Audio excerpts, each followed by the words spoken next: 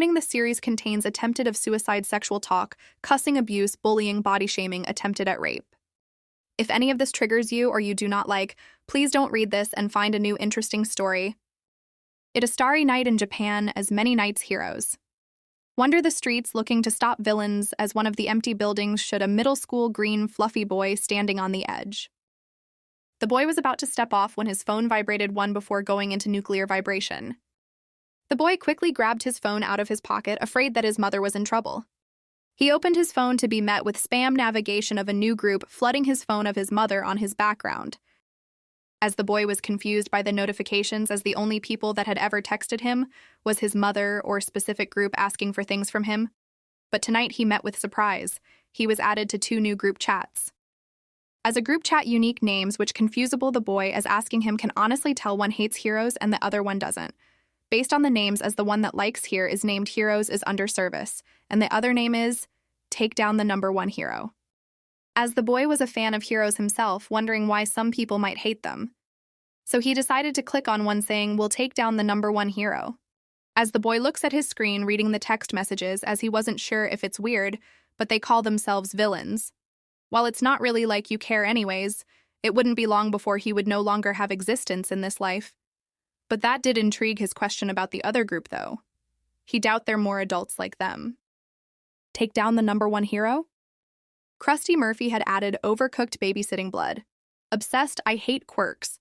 Blood is tasty protein switch and 173 918 99 207. Hey, beautiful people. Hey, ugly ass. My beau, I missed you. Great, a new group chat. How long is this going to last before Krusty Musty destroys it again? Hey, I didn't do anything. Last time we had a group chat, you legit was getting spammed by your babysitter to go to bed. He needs sleep. A blood bag, where is our next sleepover? Oh, on next Friday, it happens to land Friday the 13th. Isn't that exciting? No, it's not. Why am I even in this group chat, y'all? A bunch of idiots. You want to talk? You have a cute cat on your photo? You're an idiot, you asshole. Yeah, why do you have a cat on your photo? And twice, why do you have all of us as your photo? Oh, I think I know that answer. I mean, you know how undecisive he is. That is true. The reason I have a cat on my photo, 'cause cats are the perfect and innocent and pure in life. No one's going to tell him how assholes cats are. For being villains, you are quite childish. Oh, please, you're one to talk. If they were truly villains, they wouldn't care if he texted in the group. Should he correct the error for them, he thought there's no hard in trying. But then again, every time he put his head into things, he always getting hurt, and how he end up in the situation right now. He was on one of the 3rd tallest buildings in Tokyo. It's not like anyone can fully stop him. All the heroes are busy with their hero work. Not to mention if they got even close to him and figure out he was quickless, they would just help him with his plan of killing himself.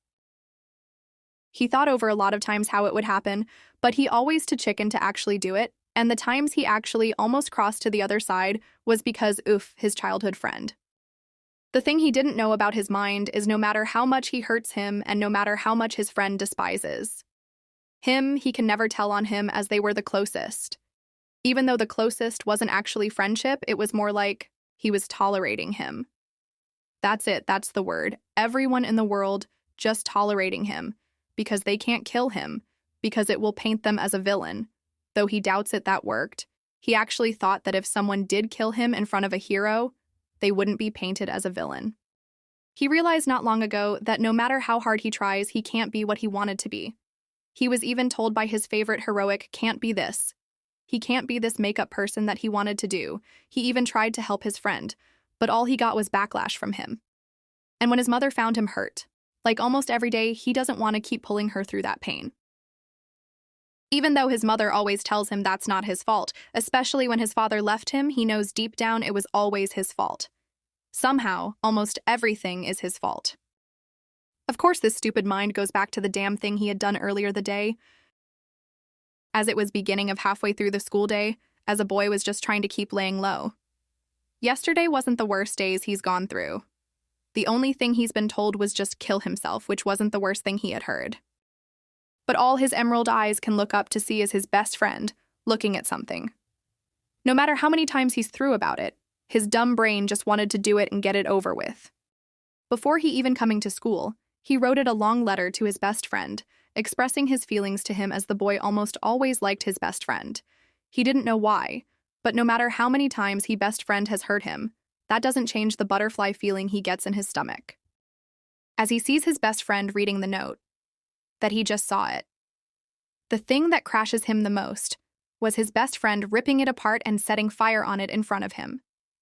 Through his best friend didn't know it was him. As he was hearing the yells and laughter of his friend saying, "Who dares do this to me? Who thinks they can be on my level, thinking I would actually be with someone that's hilarious?"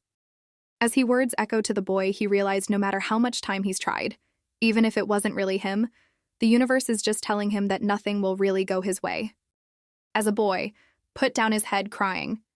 As it wasn't fair, he never had the perfect life you wanted. He just wanted a mother that always stayed at home and loved him, not working and exhausting herself just for him. He wanted ability, a quirk. He didn't care what quirk it was. But no life wasn't nice to him, even his first love. His best friend doesn't even consider him as a best friend, and doesn't even see him as any other, as he did try before confessing his love. But he was immediately harshly pushed away. As it was the end of the school day, and as the boy was just packing up his bag before he was interrupted by loud bang in front of him as he looked up to see his childhood friend with all his glory. Before the boy could even say something, his best friend was going on a tyrant saying stuff and why he's still here, and why is his present even at the school as he's just a waste of space. The thing that hurt him the most was when his best friend leaned in, whispering in his ear, "I know you were the one that put that disgusting letter on my fucking desk. And let me remind you, no one wants to touch you with a 20F pole, you freak. Not only are you worthless, but you're also queer deku." As that words repeated in his mind, he knew it was him. He didn't care if it was him, he still distorted it. The boy didn't know if it was the many things he dealt with and endure, and having so many scars on his body, he didn't know if it was just that. Or maybe the fact that his friend actually said that to him, he called him that. It's not like it hurt less, or much more than anything else he's done, but he just wished that he could have at least one thing he wanted. But now, that's never true. As he remembered that, then he remembered his mother. His dear mother that worked in many hours for him and still believed in him. But he knew she didn't want his dream to come true, because that means he would get hurt as a boy. Just sigh looking at the beautiful sky. The day will always be beautiful, but the night holds so much promise. So much beauty, the day could never compare to. No wonder the world is falling to shit.